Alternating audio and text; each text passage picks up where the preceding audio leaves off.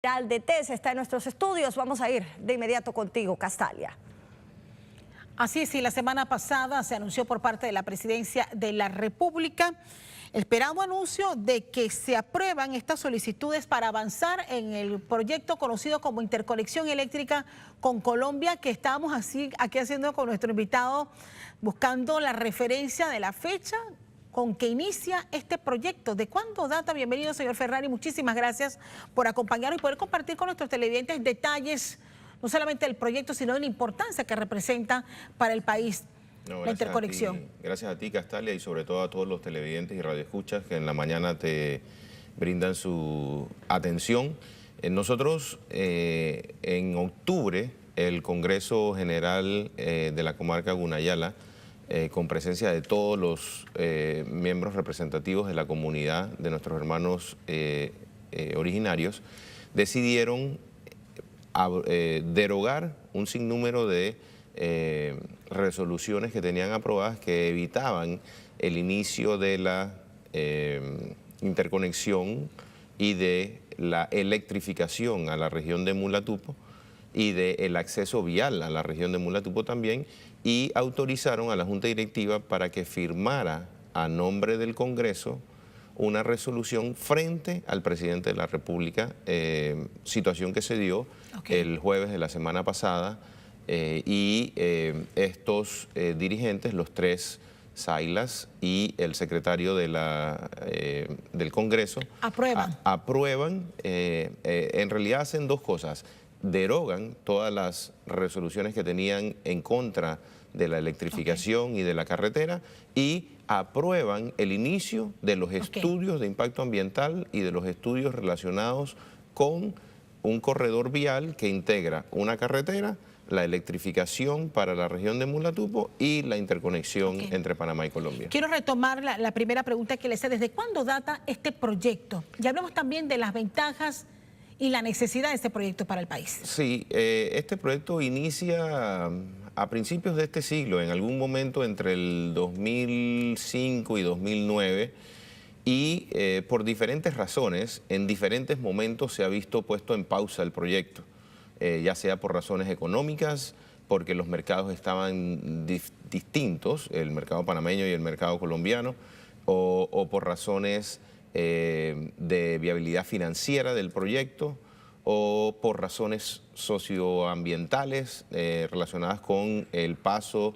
ya sea por el tapón del Darién o por la comarca, hasta que finalmente encontramos una solución viable que viabiliza todas las consideraciones que han estado dadas, no solamente relacionadas con la biodiversidad de Darién, sino también con el alineamiento del proyecto. Eso es bueno que lo tengamos, lo traigamos a la mesa.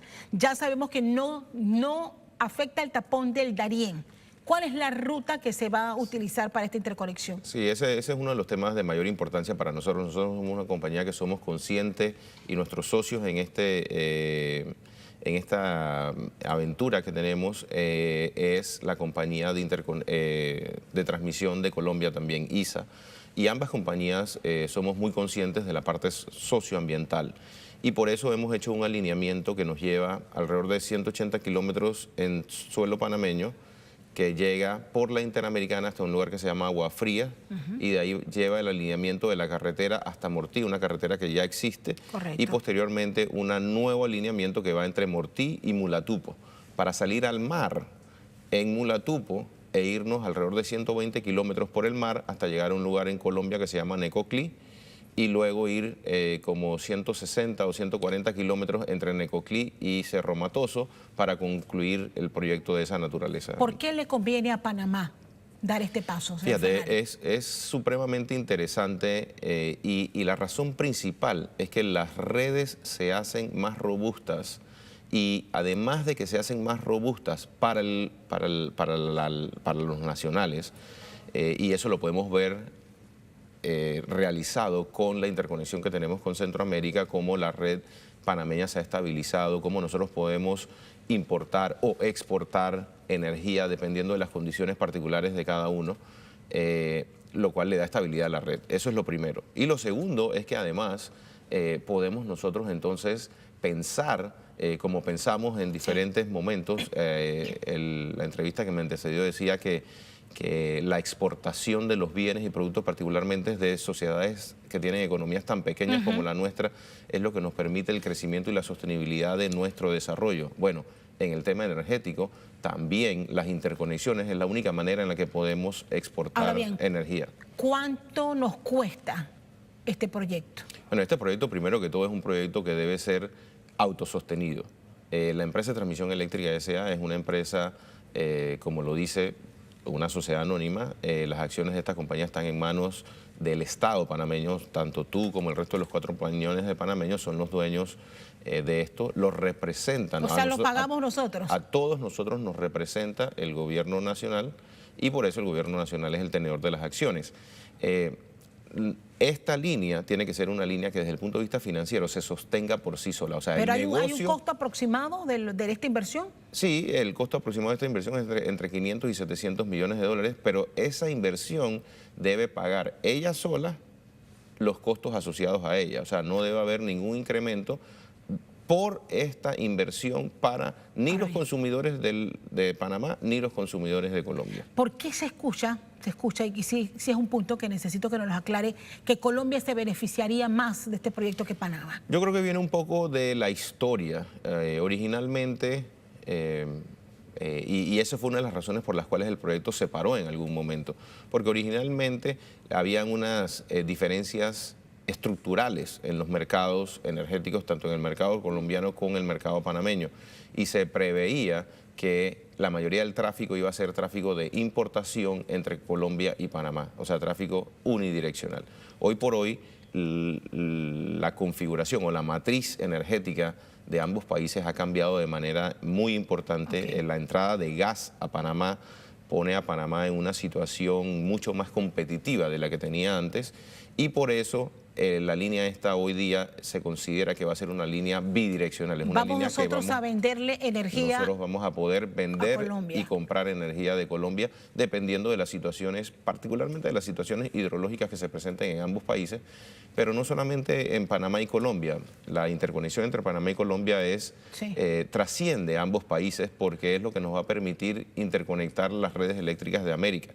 Y vamos a poder comercializar energía entre todos los países americanos. Bien, todo depende de la demanda que exista. Pongamos de ejemplo lo que se nos viene, el escenario que se nos viene en enero, la cota, la cantidad de personas que van a estar acá, que por lógica podría aumentar el consumo de energía y que Panamá no tuviese en su parque energético la energía necesaria para esta demanda. ¿Ese sería un escenario en que nos podíamos beneficiar si existiera ya? ¿O es suficiente lo que tenemos en este momento? Bueno, para el tema de la JMJ lo que tenemos es suficiente. Hemos hecho las previsiones, los lagos están a niveles buenos. Hoy día tenemos una planta de generación de gas de 367 megavatios. Así que yo diría que toda la preparación para las JMJ desde el punto de vista energético está prevista. Hay algunas reuniones de coordinación todavía que se están llevando a cabo, pero esto no tiene nada que ver, la interconexión con Colombia no tiene nada que ver con la JMJ. Sin embargo, para cuando esto esté, y debemos hablar un poquito del cronograma de esto porque lo que se ha dado es la autorización para iniciar los estudios, no solamente socioambientales, sino también financiero-económicos relacionados con esta línea. Que si todos esos estudios son positivos, en algún momento en el 20 deberíamos iniciar la construcción o deberíamos iniciar el proceso de contratación para algún lugar en el 21, entonces iniciar el proceso de construcción. ¿En qué tiempo tenemos listos esos estudios? Los estudios deben tomar, van a ir saliendo poco a poco, son múltiples estudios que se tienen que hacer. Digamos que los más importantes son los estudios relacionados con el fondo del mar, son estudios de batrimetría, relacionados con el suelo del océano por donde se va a tener que enterrar el cable, que son los más delicados y que son también es la parte, digamos, más costosa del proyecto. Y en vista de que es en el Golfo de Urabá y hay ciertas corrientes marinas que hay que tomar en consideración, pues estos estudios son de vital importancia. Nosotros prevemos que durante el 2019 se terminen todos los estudios y se puede entonces hacia finales del 2019 tomar una decisión sobre la ejecución o no del proyecto. que, como te dije al principio, va a ser un proyecto que tiene que ser autosostenible. Señor Ferrari, usted tiene otras noticias que compartir y que tiene que ver de alguna manera, se impacta justamente